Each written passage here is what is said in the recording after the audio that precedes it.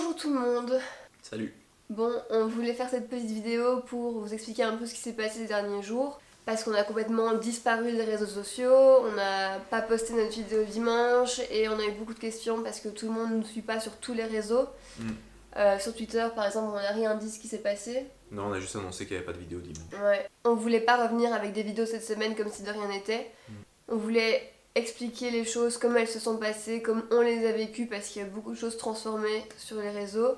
Et après cette vidéo, tournez la page, on n'en parle plus, on passe à autre chose. Ouais. Alors, je vais commencer à expliquer. Ouais, mais avant de vous expliquer, on voudrait vraiment vous remercier pour tous vos messages sur tous les réseaux. Ça nous a fait vraiment énormément de bien. C'était hyper réconfortant, comme d'habitude j'ai envie de dire. Voilà, merci beaucoup quoi, la MIFA. Et les petits potes. Oui, et on tient aussi à dire que des cambriolages, il y en a tout le temps. On n'est pas les seuls à être cambriolés, youtubeurs ou pas. Ouais, c'est assez important de préciser que ça reste un vol. Oui. On fait pas cette vidéo pour se plaindre ou pour être plaint.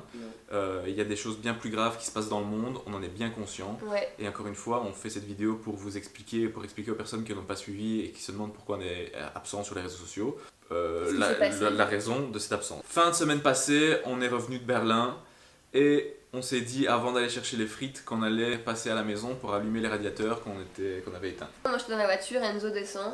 Voilà, je descends, j'ouvre la porte et là je sens une résistance derrière la porte et je comprends tout de suite qu'il y a quelque chose de pas normal. Donc je pousse la porte un peu plus et je me rends compte en passant ma tête que toutes les chaises de la salle à manger sont rabattues contre la porte. Donc là j'appelle le fils, je lui dis viens parce qu'il y a quelque chose qui est pas normal qui se passe dans la maison. Ouais, mais direct quand il s'est retourné qu'il m'a dit viens, je me suis dit directement des gens sont venus dans la maison. Je suis arrivée, en effet tout était en bordel, mais de base ce qu'on s'est dit c'est des gens qui sont juste venus voir dans la maison et saccager. Ouais, donc notre premier réflexe ça a été d'aller dans le bureau pour voir si les PC étaient encore là. Ouais. Les PC étaient encore là, ouais. Les PC fixes, les PC portables étaient toujours là, donc on s'est dit c'est juste des vandales, du vandalisme, des gens qui sont venus pour exploser tout dans la maison. Oui, c'est vraiment été le réflexe d'aller dans le bureau parce que moi d'instinct je me suis dit si c'est un vol, les PC sont plus là. Et comme ils étaient là, je me suis dit c'est que c'était pas un vol. Mais après, vite fait pour faire un petit bond dans le futur, dans le futur d'il y a une semaine, quand la police est venue, elle nous a dit qu'en fait les PC ils les prenaient pas en général parce que c'était trop encombrant et pour les Apple c'était traçable en général, donc voilà, on a eu la réponse à notre question. Ouais. Pourquoi ils ont pas pris les PC? Bon bref. Voilà. Et donc là c'est au moment où je vous ai snappé et que je vous ai dit quelqu'un est venu pour saccager la maison, les PC sont toujours là. Parce que j'avais besoin de partager ça avec vous dans la lignée de tout ce qui s'est passé chez nous cette dernière année. À chaque fois, je vous snap parce que j'ai besoin de votre réconfort et c'est à vous que je parle et c'est comme ça que je fonctionne. Et donc là, je me suis dit voilà, maintenant il se passe ça, je vais leur partager. Et puis t'es monté pour voir pendant ce temps-là. Donc tous les tiroirs avaient été ouverts, de toutes les pièces. Et encore une fois, on n'a pas vu dans un premier temps ce qui avait été volé, on a pensé que c'était juste... voilà, vous savez qu'il y avait ma cachette de pièces là dans mon dressing, il y avait quelques pièces qui manquaient... et on avait vu qu'il manquait des pièces en bas aussi, tu vois là où on est. Donc dans cette lignée là, on pensait vraiment qu'il voulait juste prendre quelques... Voilà, il y avait un billet de 10 dans mon dressing et il n'était plus là, voilà, on s'est dit qu'il y avait que ça comme dégâts. On s'est dit que c'était des petits jeunes qui sont venus prendre la monnaie, parce que ça c'est ce qu'on avait vu qui manquait ici, et la monnaie en haut. Directement les flics sont arrivés après 5 minutes. Ils ont été super vite. Puis tes parents, enfin en même temps mes parents sont arrivés. Et quand la police était là, on a refait le tour de toute la maison, pièce par pièce avec eux. Et c'est là, au calme, enfin c'était pas du tout calme, mais bon bref, en refaisant les pièces une par une, qu'on a vu qu'en haut il manquait énormément de choses. Donc eux ils ont pris des photos, tout ce qui s'ensuit, puis ça a pris une petite heure, ils ont fait une déposition, ils ont pris notre déposition plutôt. Et après, quand ils sont partis, on pouvait rien toucher parce que le labo devait venir prendre les empreintes et on voulait pas dormir dans une maison en bordel quoi. Ouais, parce qu'il fallait tout laisser en état. Donc tout le bordel qui avait été fait, il fallait le laisser. Et en attendant le labo, nous on s'est dit on va pas dormir ici, c'est le bordel. On n'avait pas envie. Non, en plus on n'avait pas envie, la porte était cassée, on n'avait pas envie de dormir dans une maison pas sécurisée. Donc on est parti dormir chez tes parents. Ouais, donc depuis on dort chez mes parents, on n'est plus revenu dormir ici. Non, maintenant on revient. Depuis aujourd'hui. Mais on voulait vraiment pas revenir, Django ronfle. Et oui aussi, beaucoup nous ont demandé et Django, est-ce qu'il était là le lendemain, donc samedi, je vous ai directement répondu sur les réseaux que heureusement il n'était pas là. Il était chez mes parents comme à chaque fois qu'on s'en va. Et franchement, c'est ce qu'on s'est dit après, s'il était là et qu'il lui était arrivé un truc, ça aurait été la pire chose quoi. Là ils ont pris c'est que du matériel, on n'était pas là, Django était pas là, c'est bon quoi. Ensuite, le labo est venu, ils ont pris empreintes et tout comme on voit dans les experts. Il était tout seul, hein, le gars. Ouais, il était tout seul. Les cambrioleurs avaient oublié un tournevis comme ça dans mon dressing, donc le tournevis avec lequel ils avaient ouvert la porte. Donc ça a été embarqué pour prendre aussi les empreintes. Et l'ADN s'il y en a. Ouais, l'ADN s'il y en a, éventuellement. Ouais, et voilà, donc au début on a cru que c'était des gens qui nous connaissaient, qui étaient venus ici volontairement.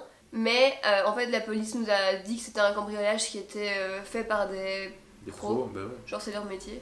Ouais. Déjà ils ont réussi à ouvrir la porte de l'extérieur, bon voilà, c'est genre vous et moi on n'arriverait pas. Ils ont eu la lucidité de prendre les chaises, les mettre devant la porte pour se dire au cas où s'il y a quelqu'un qui rentre au moins on est averti et ils sont ralentis. Et du coup ça, on se dit si la personne nous suivait, elle savait, enfin là où les personnes, elles auraient su qu'on était à l'étranger, qu'on avait pour encore un jour ou 3 heures, bon bref, en nous suivant instantanément sur les réseaux, elles auraient su qu'on n'allait pas revenir, elles auraient pas mis les chaises au cas où on revenait. Donc ça nous amène à la question, est-ce que le fait qu'on ait annoncé sur les réseaux qu'on allait partir à l'étranger ait suscité le vol Et je pense encore une fois c'est un lien que certaines personnes font qui est bien trop rapide, bien trop simple et qui est complètement faux. La plupart des personnes qui se font voler ne sont pas pour autant youtubeurs. Donc le fait de dire sur les réseaux qu'on s'en va, le fait d'être youtubeur et le fait d'être volé n'a aucun lien, ça n'a aucune corrélation. Enfin, peut-être que oui, les gens peuvent savoir qu'on n'est pas là, ça donne des indications, mais après, comme la police nous a dit,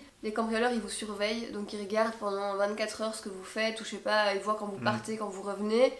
Et deuxièmement, s'ils vous surveillent pas, ils frappent, et si vous répondez pas chez vous après 1 fois, 2 fois, 3 fois, ils ont compris que vous étiez pas là. Bon après, des fois on est là, on n'ouvre pas, mais c'est vrai, je veux dire, c'est des techniques que la police connaît, qu'elle nous a expliquées. Ils frappent tellement fort que vous, même si vous êtes là, que vous voulez pas ouvrir, vous vous demandez ce qui se passe, donc vous ouvrez. Et une fois ouais, parce que je l'ai déjà vécu avec mes parents, ils frappent tellement fort qu'on ouvre. Quand on ouvre, ils disent ouais, je cherche une maison un tel, donc on répond, mais si vous ouvrez pas, ils supposent que vous n'êtes pas là et ils rentrent dans votre maison. Ouais. Donc vous n'avez pas besoin de dire sur les réseaux que vous êtes parti, puisqu'il y a la vieille technique de frapper à la porte. Ouais, bon après c'est vrai que c'est toujours mieux de limiter les infos qu'on donne sur les réseaux, mais dans notre cas c'est notre métier. Quand on est invité par les marques, la marque elle nous invite pas pour qu'on dise pas où on est. Puis même nous on a envie de partager avec vous la ville où on est, vous montrer un peu ce qu'on fait. Ouais, c'est le but même de ce qu'on fait, c'est depuis le début, c'est juste partager avec vous. Enfin, je sais pas si vous aimeriez suivre quelqu'un qui reste dans son salon et qui vous partage que son salon, quoi. Ouais. Bon après voilà, c'est l'inconvénient qu'on pourrait avoir dans notre métier. De toute façon maintenant nos proprios vont bien renforcer la sécurité de la maison. Donc c'est une bonne chose, ça nous rassure quand même de ouf.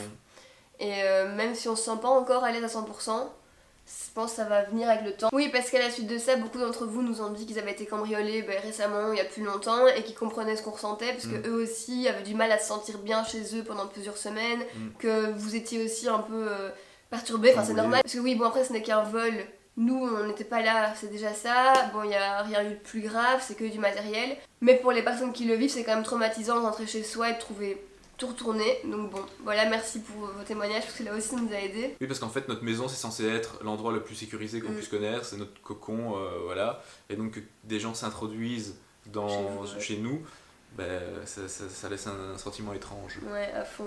Oui, et quand on vous disait qu'il y avait des choses qui avaient circulé, qui étaient fausses, en fait il y a des comptes qui reprennent les snaps de tout le monde, comme vous le savez, sur YouTube, et ils ont repris, enfin un compte a repris mes snaps de 24 heures, donc de quand on était à Berlin, la fin de notre voyage à Berlin, et puis quand on est rentré en Belgique, c'était la même journée.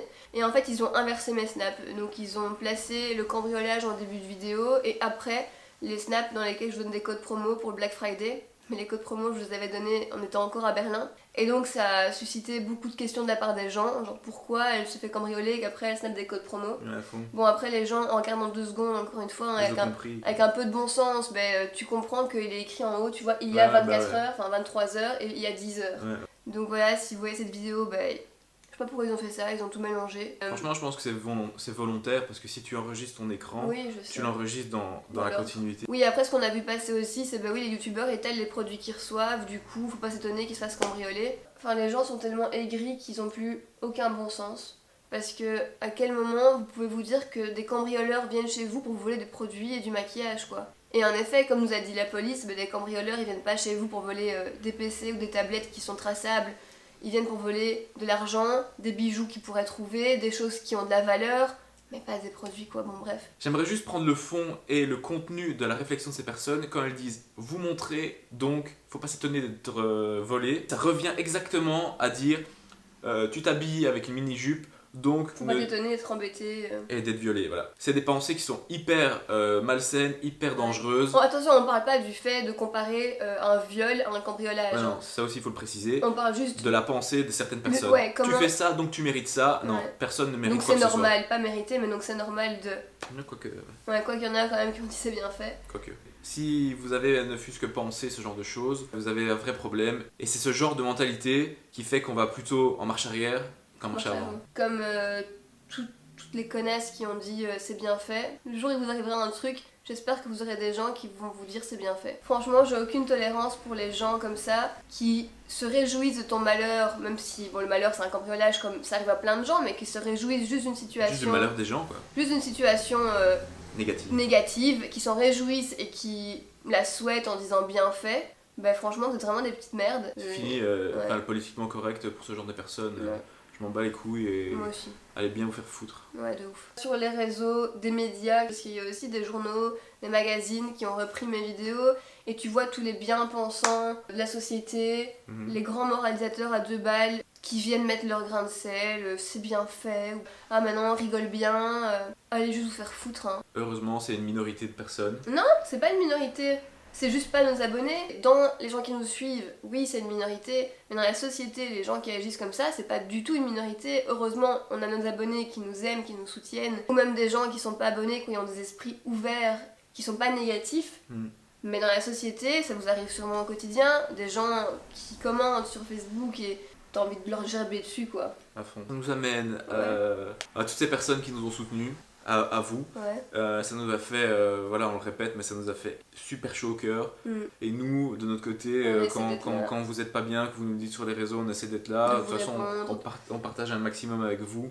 Souvent, dans les commentaires, vous nous écrivez oui, ce n'est qu'un commentaire en plus parmi la masse, donc je pense pas que vous le verrez, mais on lit à chaque fois tous nos commentaires, que ce soit sous une vidéo ou que ce soit pour des événements joyeux, tristes, et on les lit tous, on essaie d'en liker un maximum. Voilà, c'est un moyen de vous faire voir que on est là. On passe des heures à vous lire parce que juste c'est l'essence même de ce qu'on fait. C'est si on devait juste faire des vidéos pour faire des vidéos et pas avoir le partage qu'on a avec vous, ça n'aurait aucun sens. Non. On veut juste maintenant clôturer cette semaine un peu bizarre, faire cette vidéo et puis passer à autre chose, reprendre avec la bonne humeur, reposter nos vidéos dimanche. Pensez que c'est la période de fin d'année, pensez que c'est la période propice pour les voleurs, donc faites attention à vous. Faites attention, dites-le à vos parents si vous êtes encore chez vos parents, et si vous avez une maison ou si vous êtes locataire. Faites attention parce que c'est une période dangereuse.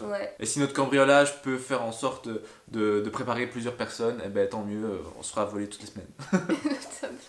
Et comme on s'est dit hier soir, on essaie d'avoir la pensée positive, c'est que du matériel, on était assurés. Django n'a rien, nous on n'a rien, et je regarde ma bague n'a rien, putain je l'avais avec moi, des fois je la laisse pour des voyages de peur de la perdre, et là je me suis dit non je la prends, et heureusement quoi. Ça, parce qu'ils ont volé la boîte non, elle est encore là. Oui, je l'ai vue aujourd'hui, elle est encore là la boîte, elle est tombée mais elle est encore là, donc heureusement, ça m'aurait vraiment dégoûté de ouf quoi. Bref, on va vous laisser, je pense qu'on a tout dit, et on se retrouve sur les réseaux, je pense qu'on va revenir petit à petit.